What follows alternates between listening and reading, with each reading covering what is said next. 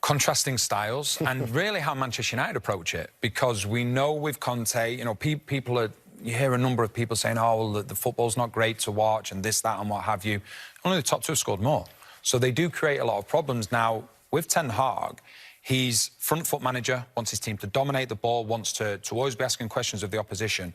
Realistically, that plays into Tottenham's hands. So what I'm interested to see is whether Ten Hag says to his players, step back a little bit. Step back a little bit, and then we can take the danger away from Tottenham, and then we can build. But I don't think he'll do that. No, I don't think he will. I think you're starting to see what Ten Hag wants to do at Man United. Paul, he wants to dominate the ball. He wants to be expansive and to create space and to really dominate games with the ball.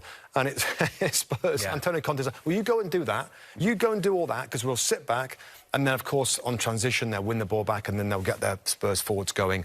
And I got to say that they'll be favourites. I mean, United failed to score in their last game, had opportunities to. I think, like Danny says, it kind of plays into what Spurs want to do and the way that they're playing defensively as well.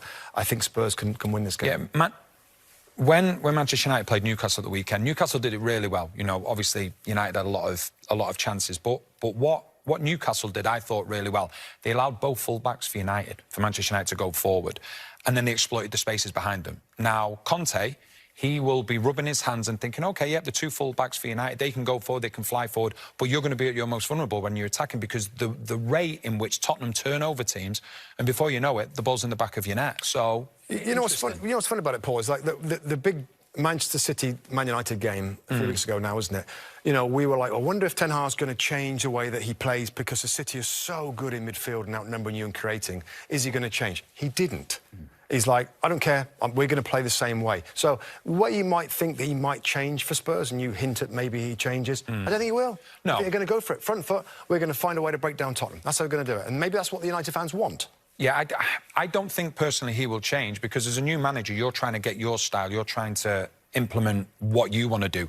And if you say to your players as a manager, well, for this game we're going to change, basically you're saying to the players, you're not good enough to do what I want you to do, so we're going to have to change for this one game. So he'll keep implementing his style, and he's probably learning more now from poor performances and defeats than what he's from winning games.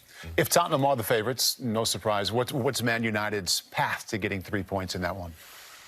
Well, they need Anthony, they need Rashford to step up. I mean, Ronaldo will probably play. I think Martial's out injured. They need their attacking players. I mean, Rashford missed an incredible chance with his head.